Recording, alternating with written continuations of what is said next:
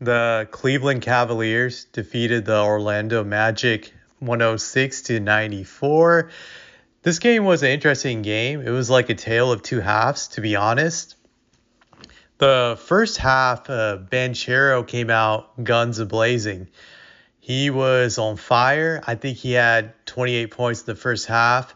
And it seemed like the Orlando Magic were going to pull off this upset. At one point in time in the second quarter, I believe, they were up by like 18 points. So they were up by like 18 at one point in time.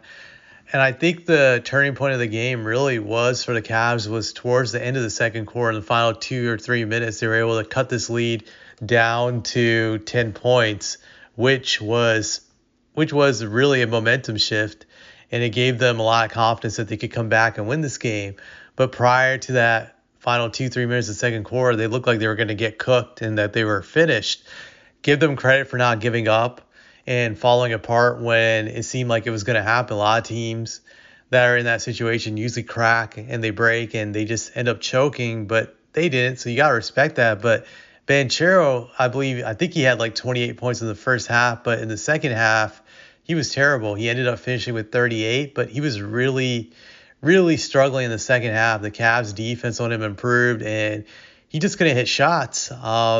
Also, his teammates were terrible. There was a stretch where I think they shot like 1 for 12 or 1 for 13 in the fourth quarter. It was an insanely bad stretch. They just couldn't buy a bucket.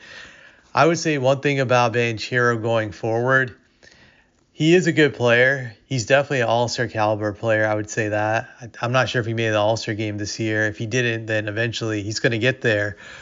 But I would say this about him is that this guy needs to find some go-to moves to go to when his jump shot isn't falling.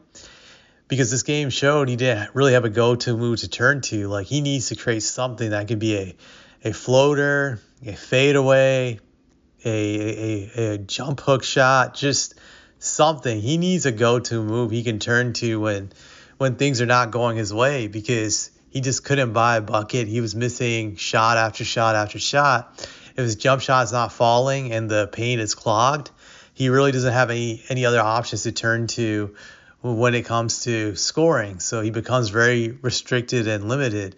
I will give him this. He is a good playmaker. I saw him make some good passes today. Granted, he had 5 turnovers, but I do see his ability to be a playmaker. So that's very important when becoming a great player. It's a must-have skill set. I'll give him that. Now, when I go back to the Cavs, I'm just going to talk about Donovan Mitchell. This guy was absolute trash in the first half. He was garbage. He shot only 3 for 13 in the first half, I believe.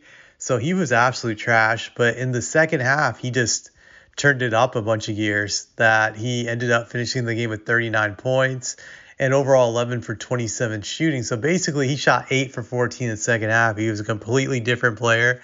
Going into that third quarter, he established himself from the beginning of the third. He got some easy buckets, drove to the hole a few times, got some layups. So I got to give him credit because it looked like he was melting in this game, and he somehow found his way out of that struggle.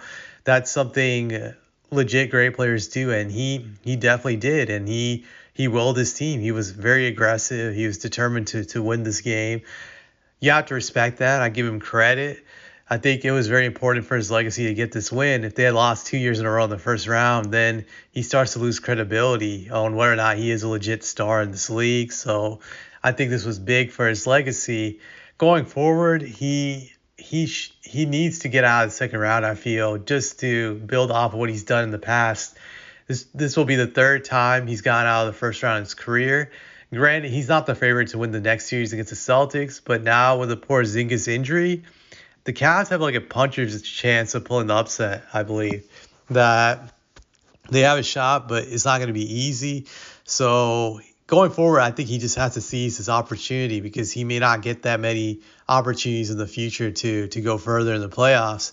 It'll be interesting to see what adjustments both teams make, and if the Cavs if the Cavs can get Jared Allen back from this injury, then it just increases the odds that they could pull off this upset. That will definitely be something interesting to see, and I just hope for a competitive series, to be honest, with both the Cavs and the Celtics. we will definitely see. And that's all I have to say about this subject.